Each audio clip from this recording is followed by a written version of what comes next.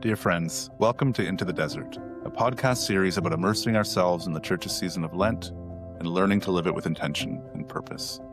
My name is Patrick Craine, and I'm the president of Our Lady's Seat of Wisdom College, Catholic liberal arts college in Barry's Bay, Ontario. Today is Ash Wednesday. Lent is upon us. We've prepared, we've made our plans, now it's time to act. As she opens this great season, the Church does not ease us in gently. She plunges us straight into the depths. Today's liturgy is not reflective or sentimental. It's a summons, a call to arms, an exhortation to spiritual combat.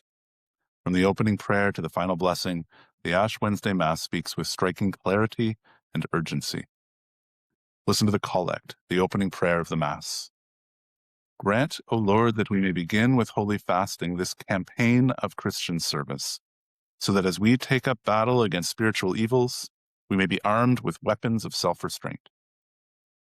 Lent is named here for what it truly is, a campaign, a disciplined, ordered, purposeful struggle, a battle against principalities and powers. The Church is not speaking metaphorically. She's naming reality. Lent exists because there is an enemy, because sin is real, because the Christian life is lived on contested ground. We are called to make war on the world, the flesh, and the devil, to combat our disordered passions and inclinations, to discipline our loves and desires, to loosen our grip on worldly attachments, and to cling instead to the one thing necessary, the pearl of great price, the Lord Himself. The first reading deepens the summons. Through the prophet Joel, the Church rouses the entire people of God. Blow the trumpet in Zion, proclaim a fast, call an assembly, gather the people. Let the priests, the ministers of the Lord, weep and say, "Spare, O Lord, your people." The Lord Himself says, "Even now, return to me with all your heart, with fasting, with weeping, and with mourning. Rend your hearts, not your garments." This is not a call to external observance alone. It's a call to interior conversion, to a tearing open of the heart. The second reading sharpens the urgency even further. St. Paul tells us plainly, "Behold, now is the acceptable time. Behold, now is the day of salvation." Not later, not after Lent gets going, now, today.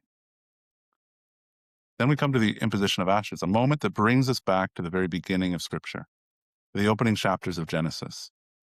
Adam was formed from the dust of the earth. In rejecting his divine calling, he merited death and a return to dust.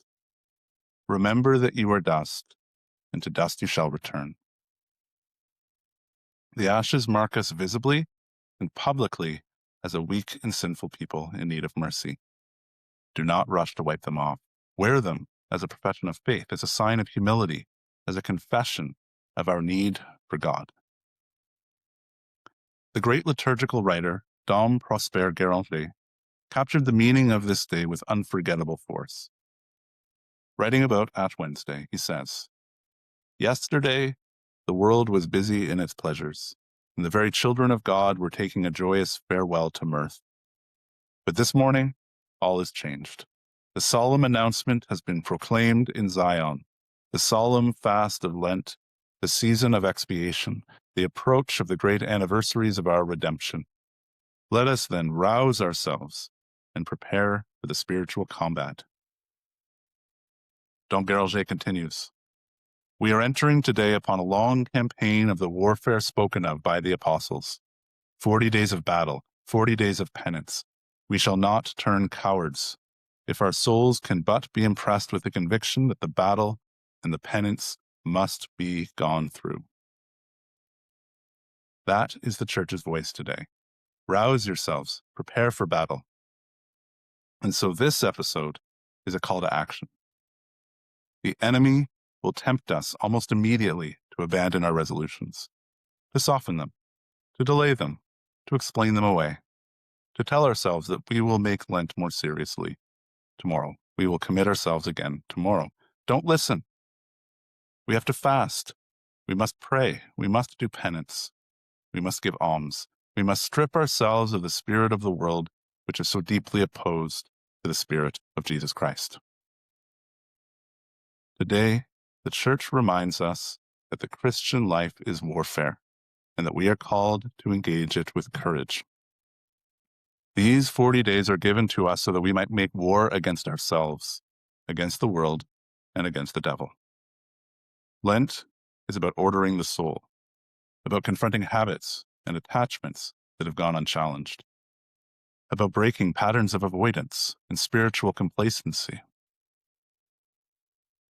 You made a plan, and now the Church confronts you and says, keep it. Today is the day of salvation. Do not delay. Lent is not about intensity. It is about perseverance. And perseverance is formed by obedience to small, concrete resolutions lived faithfully day after day. The campaign has begun. The Church has spoken. The ashes have been given. The path is set.